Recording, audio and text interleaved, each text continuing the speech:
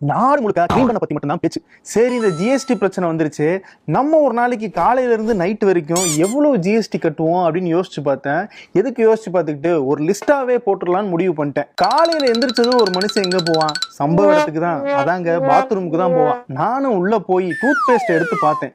18% GST. ஜவுளி கடையில கட்டப்பைக்காக மல்லு கட்டுறவங்க நம்ம. அப்படி இருக்கும்போது பல்லு விளக்குறதுக்கு வரி கட்டணுமா? சரி, அப்படி வரி கட்டி பல்லு விளக்காட்டி தான் என்ன மோசம் போயிட போகுதுன்னு தான் எனக்கு தோணுது. இருந்தாலும் அக்கம் பக்கத்துல இருக்கிறவங்க எல்லாம் நினைச்சு பார்க்கணுமா இல்லையா? சரி, பாத்ரூம்குள்ள இருக்கிற எந்தெந்த பொருளுக்கெல்லாம் ஜிஎஸ்டி இருக்கு அப்படின்னு நம்ம தொலைவி தேடி பார்த்தோம்னா, டூத் பிரஷுக்கு 5%, சோப்புக்கு 18%, ஷாம்புக்கு 18%, பக்கெட்டு மக்குன்னு இருக்கிற பிளாஸ்டிக் பொருட்களுக்கு 18%, டாய்லெட் பேப்பருக்கு கூட 18%ங்க. விட்டா டாய்லெட்ல உட்காந்து பாக்குற ரீல்ஸுக்கு கூட ஜிஎஸ்டி கேட்பாங்க போல இருக்கு. இவ்வளவு வரியை கட்டி நான் பாத்ரூம்குள்ள போயிட்டு வரதை நினைச்சா எனக்கு எங்க வீட்டு பாத்ரூம்குள்ள போன மாதிரியே இல்லை. ஏதோ நவீன கட்டண கழிப்பிடத்துக்கு போயிட்டு வந்த மாதிரி இருக்குது. பாத்ரூம் பரிதாபங்கள் கொடுத்த தலைவலி தீர்றதுக்காக ஒரு டீ போட்டு குடிக்கலான்னு கிச்சன் பக்கம் போனா அங்க டீ தூள் இல்ல. சரி, கடைக்கு போய் டீ தூளோட சேர்ந்து மளிகை சாமானையும் சேர்த்து வாங்கிட்டு வந்துடலான்னு போனேன். அங்க போய் டீ தூள் கேட்டா அதுக்கு 5% ஜிஎஸ்டிங்கிறாரு கடைக்காரரு. இந்த டீல இஞ்சி, அதிமதுரம், மூலிகைகளோட சேர்த்து ஜிஎஸ்டியையும் சேர்த்திருக்காங்க. தலைவலிக்கு ரொம்ப நல்லதான். சரி, அப்படியே ஒரு 1/4 கிலோ சர்க்கரை கொடுங்க அப்படின்னு சொல்லி கடைக்காரர்கிட்ட கேட்டேன். அவர் என்ன கேட்டாருன்னா, உங்களுக்கு லூஸ்ல சக்கரை வேணுமா இல்ல பிராண்ட் பண்ணி பேக் பண்ண சக்கரை வேணுமா அப்படின்னு கேட்டார். ரெண்டுத்துக்கு என்னென்ன வித்தியாசம் அப்படின்னு கேட்டேன். லூஸ்ல வாங்கினா உனக்கு ஜிஎஸ்டி கிடையாது, பிராண்டடா வாங்கினா நீ ஜிஎஸ்டி கட்டணும் அப்படின்னாரு. ஓஹோ, இது தெரியாம நான் பல நாள் பேக்கெட் வாங்கிட்டு போயிட்டேனே, அதுக்கு ஜிஎஸ்டி எல்லாம் கட்டியிருக்கேனே. சரி, வேற எதுக்கெல்லாம் ஜிஎஸ்டி இல்லைன்னு சொல்லுங்க, அந்த பொருளா நான் வாங்கிட்டு போயிடுறேன் அப்படின்னு சொன்னேன். நீ பேக்கெட்ல போட்டு பிராண்ட் பண்ணி விற்கிற எந்த பொருளை வாங்கினாலும் ஜிஎஸ்டி கட்டி தான் ஆகணும். அந்த ஜிஎஸ்டியை உன் கண்ணுக்கே தெரியாம அந்த பொருளோட விலையில ஏத்திடுவாங்க. உதாரணத்துக்கு நம்ம ஒரு லிஸ்ட்டை போடுவோம். கோதுமை மாவுக்கு 5%, ரவைக்கு 5%, சேமியாவுக்கு 5%, அரிசி மாவு, கடலை மாவு, அரிசி, பருப்பு, மிளகாய்த்தூள், மஞ்சள் தூள், தோசை மாவு, இட்லி மாவு, எண்ணெய் முதற்கொண்டு 5% ஜிஎஸ்டி கட்டியாகணும். இதுல இந்த அரிசியில மட்டும் நேக்கா ஒரு உருட்டி இருக்காங்க பாருங்க. 26 கிலோவுக்கு மேல நீங்க அரிசி வாங்கினீங்க அப்படின்னா அதுக்கு ஜிஎஸ்டி கிடையாது. ஆனா 25 கிலோவுக்குள்ள பேக்கடா நீங்க கொஞ்சம் கொஞ்சமா அரிசி வாங்கினீங்கன்னா அதுக்கு 5% ஜிஎஸ்டி கட்டணுமா. 25 கிலோ அப்படிங்கிறது ஒரு மிடில் கிளாஸ்ல ரொம்ப பட்ஜெட்டை போட்டு மொத்தமா வாங்கினா கொஞ்சம் காஸ்ட் கம்மியாகுமேனு வாங்குவாங்க. ஆனா அதுலயும் நீங்க டாக்ஸ் போடணுங்கிறீங்க. சில பேர் இந்த மாசம் இவ்வளவுதான் காசு இருக்கு, இல்லை இந்த வாரம் இவ்வளோதான் காசு இருக்கு, அடுத்த வாரத்துக்கு நம்ம காசு வரும்போது அரிசி வாங்கிக்கலான்னு ஒரு 5 கிலோ வாங்குவாங்க, ஒரு 2 கிலோ வாங்குவாங்க. அப்படி இருக்கவங்களுக்குலாம் டாக்ஸ் போட்டுட்டு 26 கிலோவுக்கு மேலே இருக்கவங்களுக்கு டாக்ஸ் இல்லைன்னு சொல்கிறாங்க. 26 கிலோவுக்கு மேலே அரிசி வாங்குறாங்கனாலே அவங்க நல்ல வசதியான ஒரு பொருளாதாரத்தில் இருக்கவங்கன்னு தான் அர்த்தம். சாதாரண மக்களுக்கு வரி போடுவாங்க, ஆனால் வசதியானவங்களுக்கு வரி கிடையாது. அப்படிங்கிறது தான் இவங்க டாக்ஸ் முறையாக இருக்குது. அது என்னவா வேணால் இருந்துட்டு போகுது. நம்ம எல்லாத்தையும் லூஸ்லயே வாங்கிடலான்ட்டு அங்கேயே உட்காந்து ஒரு மளிகை லிஸ்ட் எழுதி அவர் கையில கொடுத்தேன். ஆனா அதை பார்த்துட்டு அவர் என்ன சொன்னார்னா, தம்பி இதுல 1-2 பொருள் தான்ப்பா லூஸ்ல கிடைக்கும், மீதி எல்லாம் பேக்கடு பிராண்டட் ஐட்டம் தான் கிடைக்கும் அப்படின்ட்டாரு. அவர் சொல்லி குத்தம் கிடையாது. இன்னைக்கு சிட்டில அதான் நிலைமை, எல்லாமே பிராண்டடா தான் கிடைக்குதுன்னு ஆயிப்போச்சு. சரி, என்ன பண்றது, ஜிஎஸ்டியோட காசு கொடுத்து வாங்கிட்டு போனேன் வீட்டுக்கு. அங்க போய் சமைக்கலான்னு கேஸ் சிலிண்டர் ஆன் பண்ணும் போது தான் தோணுச்சு, நம்ம இந்த சிலிண்டருக்கும் 5% ஜிஎஸ்டி கட்டியிருக்கமேன்ட்டு. ஏற்கனவே மானியத்தை கட் பண்ணிட்டீங்க, விலையை ஏற்றிட்டீங்க, இப்போ இதில் ஜிஎஸ்டியை வேற சேர்த்துட்டீங்க. ஒரு வாய் சோறுதுங்கிறதுக்கு என்ன அக்கப்போரா இருக்குங்கிறீங்க. மத்தியானம் ஆஃபீஸில் வேலை பார்த்துட்டு இருந்தேன். அப்போ கொலிக்கு சொன்னா, டே நான் பிரியாணி ஆர்டர் போட போகிறேன், உனக்கும் பிரியாணி வேணுமான்னு கேட்டான். சரி போடுறான் நானும் சொல்லிட்டேன். சொன்னதுக்கு அப்புறம் தான் எனக்கு ஞாபகம் வந்தது, அதுலேயும் ஏதாவது டேக்ஸ் வாங்குவாங்களோ அப்படின்னு சொல்லிட்டு. சரி டே, நீ பில் போடுறதுக்கு முன்னாடி எனக்கு அந்த பில் ஸ்பிளிட்டப் எதாவது இருந்துச்சா அனுப்பு அப்படின்னு சொன்னேன். அவன் எனக்கு பார்த்துட்டு அனுப்பிச்சான். அதில் பிரியாணியுடைய மொத்த விலை 598 ரூபா, அதில் ஜிஎஸ்டி மட்டும் 30 ரூபா 98 காசு, அதாவது 5% ஜிஎஸ்டி. அதை ரெஸ்டாரண்ட் ஜிஎஸ்டி அப்படின்னு சொல்லி இவங்க வாங்கி ரெஸ்டாரண்ட்டு கொடுக்குறாங்க. இன்னொரு பக்கம் ஜிஎஸ்டி ஆன் பிளாட்ஃபார்ம் ஃபீஸ் அப்படின்னு சொல்லிட்டு 1 ரூபா வாங்குறாங்க. இது எதுக்குன்னா, அந்த பிளாட்ஃபார்மை யூஸ் பண்ணி நம்ம ஆர்டர் போடுறதுக்காக 6 ரூபா ஃபீஸாக வாங்குறாங்க. அந்த ஃபீஸுக்கு ஒரு ஜிஎஸ்டி.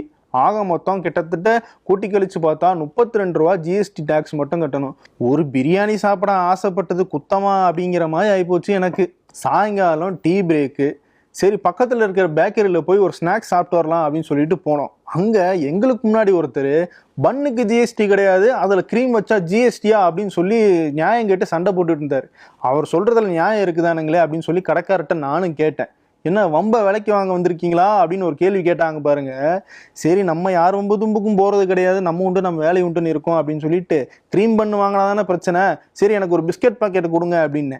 அப்போதான் தெரிஞ்சது பிஸ்கட் பாக்கெட்டுக்கு 18% ஜிஎஸ்டியா. அதாவது நீங்கள் 5 ரூபாய்க்கு பிஸ்கட் பாக்கெட் வாங்கினீங்கன்னா அதில் 90 பைசா ஜிஎஸ்டி கட்டணுமா. பிஸ்கட்டுங்கிறது கீழ்த்தட்டு மக்கள்ல இருந்து மேல்தட்டு மக்கள் வரைக்கும் எல்லாருமே சாப்பிட்ற பொருள் தான். ஆனால் கீழ்த்தட்டு மக்களும் சரி, மிடில் கிளாஸ் மக்களும் சரி, அவங்களுடைய வாழ்க்கையில் இந்த பிஸ்கட்ன்றது ரொம்ப முக்கியமான அங்கமாக இருக்குது. நிறைய ஏழை குடும்பங்களில் டீயும் பிஸ்கட்டும் தான் காலை உணவாகவே நிறைய பேருக்கு இருக்கும்.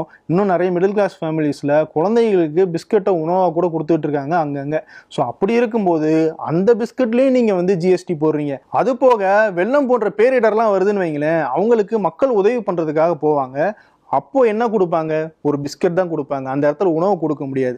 அப்படிப்பட்ட நேரத்தில் உதவுறதுக்காக வாங்குற பிஸ்கட்டுக்குமே நம்ம ஜிஎஸ்டி கட்டணும் அப்படிங்கிறது தான் இங்கே நிலைமை. இதில் என்னங்க நியாயம் இருக்குது? சரி, வேலையெல்லாம் முடிச்சுட்டு கலப்பாக ஹோட்டலில் போய் சாப்பிட்டு போயிடலாம் அப்படின்னு நினச்சிட்டு ஹோட்டலுக்கு போனேன். சரி, வேக்காடாக இருக்கேன்னு ஏசி ரூமில் போய் உட்காந்தேன். அங்கே 18% ஜிஎஸ்டி சார் அப்படின்னாங்க. அப்போ வெளியே உட்காந்தா அங்கே 5% தான் சார் ஜிஎஸ்டி அப்படின்னாங்க. நம்ம வெளியவே உட்காந்து சாப்பிடுவோம்னு சொல்லிட்டு வெளியே உட்காந்து சாப்பிட்டுட்டு வீட்டுக்கு போனேன். இங்கே ஒரு டிஸ்க்ளைமர் போட வேண்டியிருக்கு. இப்போ நான் வந்து இந்த இடத்துல சொன்ன விஷயங்கள் எல்லாமே கீழ்த்தட்டிலிருந்து மேல்தட்டு மக்கள் வரைக்கும் எல்லாரும் அன்றாடம் பயன்படுத்துகிற விஷயங்கள் பற்றி தான் சொல்லியிருக்கோம். குறிப்பாக ஏழை மக்களும் மிடில் கிளாஸ் மக்களும் இதை வந்து அதிகமாக பயன்படுத்துகிறாங்க. அந்த விஷயங்கள் மட்டும்தான் இதில் எடுத்திருக்கோம்.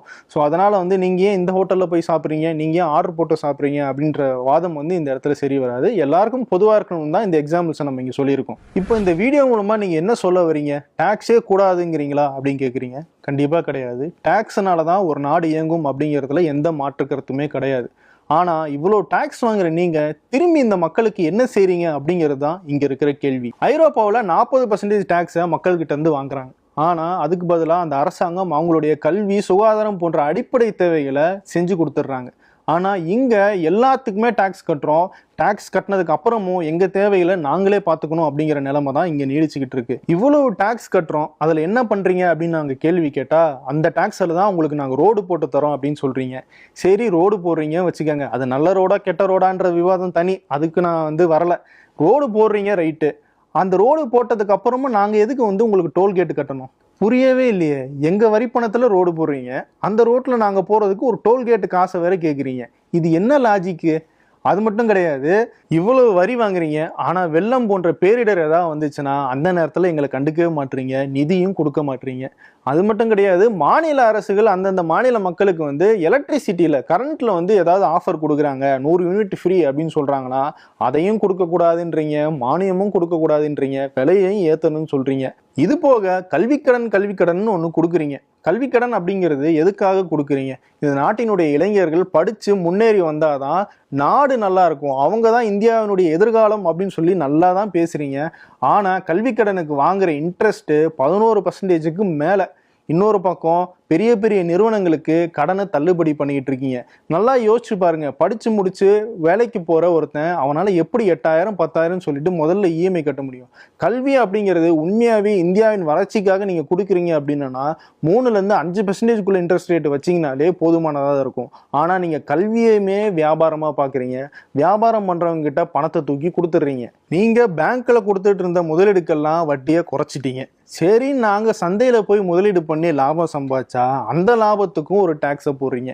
அப்ப நான் சம்பாதிக்கிறதுக்கு எங்க தான் போறது? இன்னொரு பக்கம் கச்சா எண்ணெய் விலை குறைஞ்சிருது, ஆனா பெட்ரோல் டீசல் விலை மட்டும் குறையவே மாட்டேங்குது. அதுல டாக்ஸை வேற போட்டுக்கிறீங்க. இந்த டாக்ஸ்ல யார் அதிகம் போட்டாங்க, யார் குறைவா போட்டாங்கன்னு மத்திய அரசுக்கும் மாநில அரசுக்கும் இடையில சண்டை வேற நடக்குது. இதுல இன்னொரு லாஜிக்கும் பேசுவாங்க, காய்கறிக்கெல்லாம் நாங்கள் ஜிஎஸ்டி போடவே இல்லையே அப்படின்னு ரொம்ப பெருந்தன்மையாக பேசுகிறதா நினச்சிப்பாங்க. ஆனால் ஒரு விவசாயிக்கிட்ட இருந்து அந்த காய்கறி மட்டும் கிடையாது, விவசாய பொருட்கள் எதுவாக இருந்தாலும் அதை வந்து மக்கள்கிட்ட கொண்டு போய் சேர்க்கணும்னா அதுக்கு ஒரு வாகனம் வேணும், ஒரு சரக்கு போக்குவரத்து வேணும். அந்த சரக்கு போடுற அந்த லாரிக்கு டீசலை நீங்கள் போட்டாகணும்.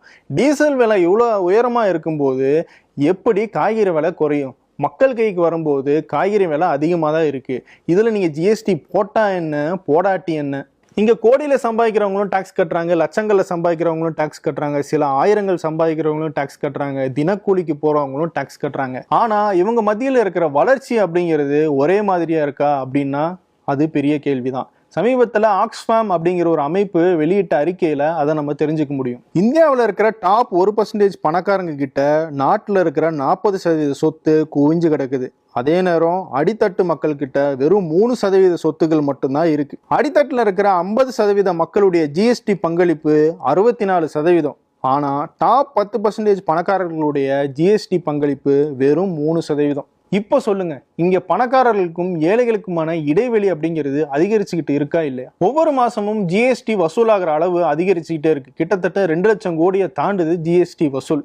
இன்னொரு பக்கம் என்ன நடந்துட்டு இருக்குன்னு பார்த்தோம்னா, சாதாரண மக்களுடைய வாழ்க்கை தரம் அப்படிங்கிறது முன்னேறாமையில இருக்கு. அவங்களுடைய வருமானம் அப்படிங்கிறது பெரிய அளவில் மாற்றம் இல்லாமல் இருக்கு. அப்படியே வருமானம் அதிகரிச்சாலும் கூடவே சேர்ந்து விலைவாசியும் ஏறுறதுனால எவ்வளவு சம்பாதிச்சாலும் போதலை அப்படிங்கிற அளவுக்கு தான் இங்க வருமானம் வந்துகிட்டு இருக்கு. அதுக்கு ஆப்போசிட்டா இன்னொரு பக்கம் பார்த்தோம்னா, யார் உலகத்திலேயே பெரிய பணக்காரர் அப்படிங்கிற மோதல்ல அம்பானியும் அதானியும் ஒரு பக்கம் இருந்துகிட்டு இருக்காங்க. அவ்வளவு பணம் வச்சிருக்கிறவங்களுக்கு அரசாங்கத்தால கடன் கொடுக்க முடியும், அந்த கடனையும் தள்ளுபடி செய்ய முடியும். கிட்டத்தட்ட 25 லட்சம் கோடியை கடந்த 10 ஆண்டுகள்ல கார்ப்பரேட் கம்பெனிகளுக்காக தள்ளுபடி பண்ணியிருக்கு மத்திய அரசு. ஆனா சாதாரண மக்கள் பயன்படுத்துற அன்றாட தேவையான அடிப்படை விஷயங்களுக்கு ஜிஎஸ்டி வாங்கிட்டு இருக்காங்க, கல்வி கடனையும் ரத்து பண்ண மாட்டாங்க. இதையெல்லாம் கேட்டா உங்களுக்கு கோபம் வருது. நியாயமா சொல்லுங்க, கோவப்பட வேண்டியது நீங்களா நாங்களா? ராஜீவ் பஜாஜ் 2 வீலர்ஸ் கம்பெனியுடைய ஓனர், அவர் ஒரு விஷயம் சொல்றாரு. கோவிடுக்கு அப்புறம் வளர்ச்சி சரிஞ்சிருச்சு, மக்கள் முன்னேறதுக்காக தடுமாறிட்டு இருக்காங்க. அந்த நேரத்துல நீங்க பைக்குக்கு 28% ஜிஎஸ்டி போடுறீங்க. பைக் அப்படிங்கிறது நிறைய பேருக்கு ஆடம்பரமா இருக்கலாம், ஆனா முக்காவாசியான இந்திய மக்களுக்கு அது ரொம்ப அத்தியாவசியமான பொருளா மாறிடுச்சு. அதை வச்சு நிறைய பேர் வேலைக்கு போய்கிட்டு இருக்காங்க, தங்கள் வாழ்வாதாரங்களை பார்த்துக்கிட்டு இருக்காங்க அப்படின்னு ஒரு கேள்வியை வைக்கிறாரு ராஜீவ் பஜாஜ். ஆனா ராஜீவ் பஜாஜை நோக்கி உங்க கோவம் திரும்பல. ஆனா அன்னபூர்ணா சீனிவாசன் கேட்ட கேள்வி உங்களை கோவப்படுத்துது. அப்போ ஒரு பெரிய தொழிலதிபர் என்ன வேணா பேசலாம், நீங்க எதுவும் கேட்க மாட்டீங்க. ஒரு சாதாரண சின்ன தொழிலதிபர் மக்களுக்காக பேசுனது அவ்வளோ பெரிய குத்தமா நீங்க பாக்குறீங்க. நீங்க பணக்காரர்களுக்கு மட்டும் அரசு நடத்துறீங்களா, இல்ல சாதாரண மக்களுக்காகவும் சேர்த்து அரசாங்கம் நடத்துறீங்களா அப்படிங்கிற கேள்வியை உங்களை நீங்களே கேட்டுக்கொள்ள வேண்டிய நேரம் இது.